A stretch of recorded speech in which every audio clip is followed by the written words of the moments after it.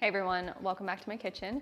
I'm Bethany and today I'm going to show you how to make eggplant parmesan, which is the best eggplant recipe out there and it's one of my favorite Italian dishes.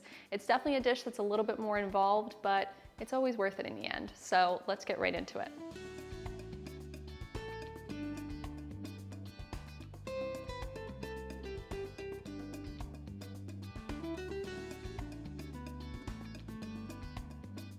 So the first thing that we're gonna do is make the homemade breadcrumbs. When you're making an eggplant parm, you're gonna coat the eggplant with breadcrumbs. So it's a really important ingredient.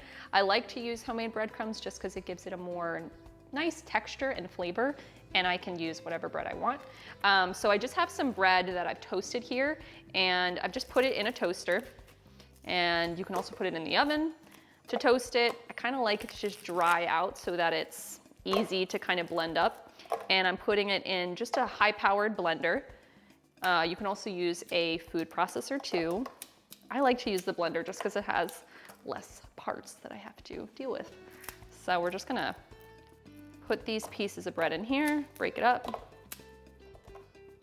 I also have extra breadcrumbs that I used in another recipe and they keep so well in the refrigerator. I keep it in this like airtight container and they stay fresh for weeks, honestly. So you can keep any extra breadcrumbs in your fridge.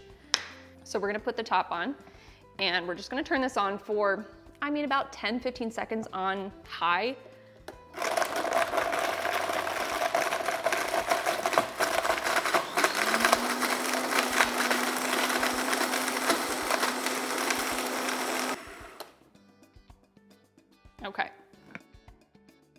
Okay, so that's done, and it's perfect. You just want literal breadcrumbs. That's what it is. So we're gonna combine these two together and get our breadcrumb mixture ready to go. All right, so now we're gonna add our breadcrumbs to a bowl, and we're using about 1.5 cups of breadcrumbs. And then we're going to add some garlic powder to this. We'll add 1 teaspoon to our breadcrumbs. Then 2 teaspoons of Italian herbs, just dried herbs. It's the only time I use dried herbs is when I'm making chicken parm or eggplant parm.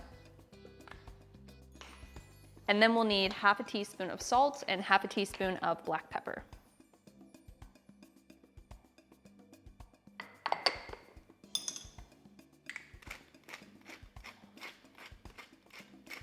Then we'll need 1/2 cup of freshly grated Parmigiano Reggiano.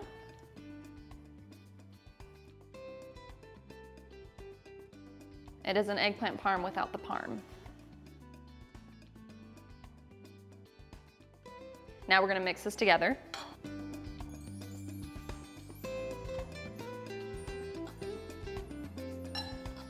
And I also forgot to mention that if you like a little bit of heat, you can also add a little pinch of red pepper flakes to the breadcrumb mixture. That is optional. And we're gonna set this aside and now deal with the eggplant, but I also have my bowls of egg mixture and flour. And these are ready to go with the breadcrumbs, just so that we're ready with the eggplant when we're finished with that. All right, so funny story, we cut into one of our eggplants and it was rotten. So I was not expecting that at all. It didn't really feel rotten, but I thought I could just pivot. We cut that eggplant and I was like, there's no way that we can do this recipe with just one. So we had to run out to the store and grab another eggplant, and these are like mammoth eggplants. So we did get another one for backup, and I guess this can just be a lesson learned that maybe buy an extra eggplant just in case one is rotten, especially when you're filming. Noted for next time for us. But we're gonna slice the eggplants either 1/4 of an inch or 1/2 inch thick, no more or no less than that. And I'm just gonna do this, by eye. You can also use a mandolin slicer too. Then the next step is we wanna salt the eggplant, just because eggplant has a lot of moisture in it. So we wanna remove some of that before we put it in the oven. It's gonna help the eggplant crisp better and prevent the dish from becoming a little watery. So I'm just gonna put this on my counter. You can also put it on paper towels or pans. I just don't really have that many pans that are big enough for this. Then we're just gonna sprinkle just a small pinch over top of the eggplant. just enough to kind of sweat it and draw that extra moisture out. Okay, and now we're gonna just let that sit for 10 minutes. Okay, so the eggplant has sat for about 10 minutes. Now we're just gonna use some paper towels to pat up that moisture that's come out of them. Okay, so the next step is we're gonna coat the eggplant with breadcrumbs. So I have a bowl of flour, eggs, and our breadcrumb mixture lined up. And I actually just put a little bit of a pinch of salt in both the egg and the flour just to make sure every step is seasoned. Just a small pinch though. So you're gonna take a piece of eggplant, first dip it in the flour. Just kind of roll the edges too on it. And then we're gonna go in the egg. This is gonna help the breadcrumb mixture stick. And then into the breadcrumb mixture.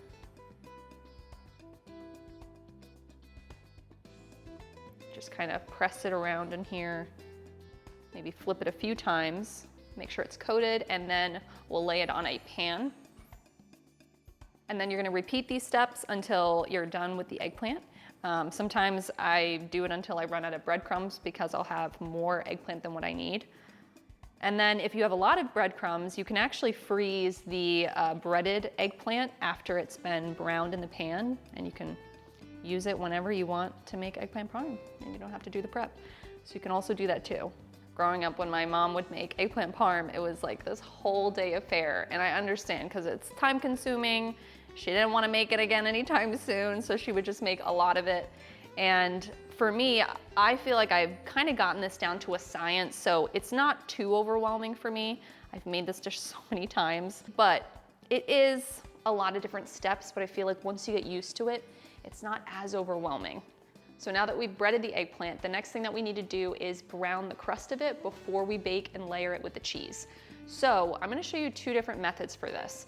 We're gonna bake the eggplant with one pan, and then the other pan we're going to do the traditional pan-fried method. This method with the baking is gonna require less oil and a lot less prep work. I actually like to do this method more than the pan-fried. And yeah, it also gets this recipe done way faster. So I have this pan sprayed with a generous amount of avocado or extra virgin olive oil, and we're gonna bake this in the oven at 350 for 25 minutes.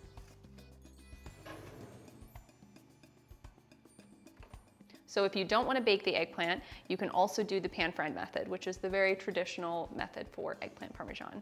It's the way that I grew up making it. So first, what we're going to do is we have a pan heating up. I like to use a heavier pan. You can also use stainless steel. A lot of people have been asking about my pans and the stuff that I use. This is a Staub skillet, and I absolutely love all my Staubs that I use. Zwilling actually just sent me this one as a gift, and I'm incredibly grateful because I use all my Staubs almost every single day. I mean, not the brazier, but the Dutch oven and these skillet pans I use every day. So we love them, but what I'm gonna do is heat up the skillet first before I add the oil. That way the breading doesn't stick and we lose that on the eggplant. So we're gonna add our oil. I've also had questions about the oil that I use. This is by Graza. It's a nice little olive oil for cooking. We're gonna do a couple tablespoons in there. And then we're gonna add our eggplant.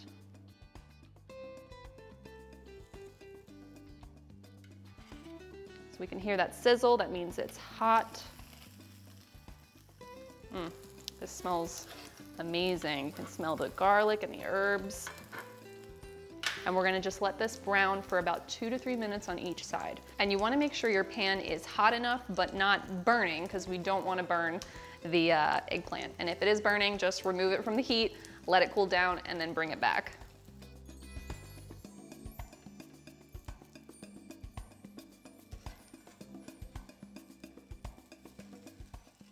So our first batch of these are done, and we're just gonna carefully place them on a paper towel lined plate. That way it can kind of soak up any of the extra oils. These look perfectly browned. Then for our next batch, we're gonna re-season the oil on the pan. And then add our next batch. We did most of them in the oven to bake, but we'll just finish the ones that we need for browning them in the pan. Okay, so we're done with frying the eggplant, And now we're going to get ready to layer it with the cheese and the sauce. So we have our baked eggplant and our pan-fried eggplant, and you're just gonna want a baking dish. You can use a glass one. Basically the size of a lasagna dish is what you would want, so you have room, especially if you have really large eggplant slices. So first we're going to put some sauce on the bottom of the dish, and we don't want too much sauce, but we don't want too little, because if you have a lot of sauce, it can just drown the eggplant, and we don't want to do that. And if you have too little, it can actually not be enough and it'll burn the bottom. So just enough that you can completely cover the dish, and you can use a homemade sauce. We have our San Marzano tomato sauce. I love using that in this recipe. You can also use a fresh tomato sauce, arrabbiata, or if you want to use a store-bought. The ones that I would recommend are Rayos or Victoria. Then next we're going to put in our eggplant slices.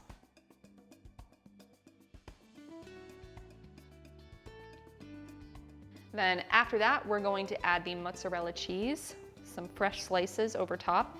And I know some people are thinking you're supposed to put sauce next. My mom always layered it this way. And that, I think, in the same way that I described in our chicken Parmesan video, putting the cheese next helps preserve the crust on the eggplant parm.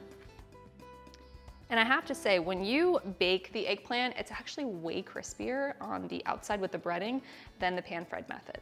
So don't hate it until you try it. Then after the mozzarella, we're just gonna spoon a little bit of sauce over top. Not too much, but just enough to cover the cheese.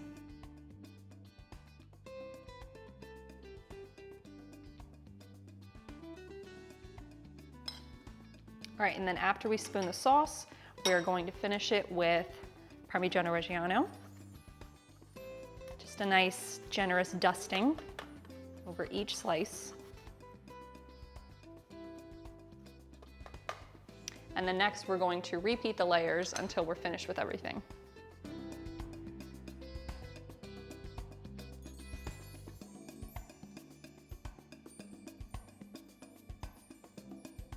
And fun fact about this recipe, it was actually the #1 eggplant Parmesan recipe on Google for several years.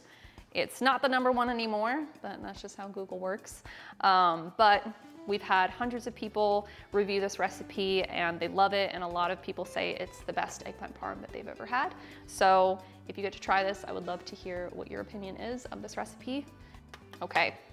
Now we're finished layering it. Now it's ready to bake. So we're going to put this uncovered in the oven at 400 degrees for just 30 minutes.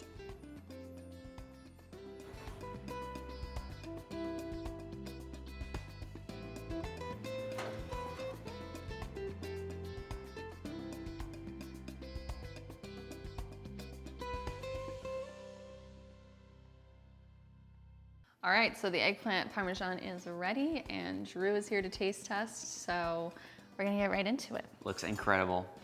I've been smelling this all day, being behind the camera, and I can't wait to try it. Yeah, bring the plate over here a little bit. Oh my gosh. Okay. This looks so, so good. Thank you so much, appreciate it. All right. It's so good. Yeah? Yeah, that is amazing. Good. Delicious. I love it. I just love the herbs that come through with the breadcrumbs. Is super, super good. I didn't grow up eating much eggplant. Yeah. And you totally introduced me to this, and I'm such a huge fan. I think this might be one of those 10 out of 10 recipes, flavor-wise. I love it with pasta. I would eat it like on its own. Yeah, we typically eat this with pasta, but that's one of the side dishes you can eat it with, or it's just great on its own, so whatever you like. But yeah, Drew did not like eggplant before having this. And we've actually had a lot of people review this recipe who didn't like eggplant. True. And they said that this recipe made them love it. So yeah. That's why I say it's the best eggplant recipe. And the eggplant looks like it's perfectly cooked. And a lot of people, you know, they ask, how do I make an eggplant Parmesan that's not tough or undercooked? And it really just comes down to slicing it at the right thickness. That way it's cooking evenly. If it's too thick, it's gonna be tough and undercooked. So, delicious. Wonderful, love it. It's one of my favorite Italian dishes, but it's delicious. And again, we have a mixture of fried and baked eggplant, and that's why we include it in this recipe, so that you can use either one. My completely non-biased opinion. I love it. Yeah, right. I love it. Good job. All right, well, that is it for today. If you get to try this recipe, feel free to comment on our video or comment on our blog. It's actually way easier for me to see the comments on my blog, and it helps our website even more just by leaving a review on our website.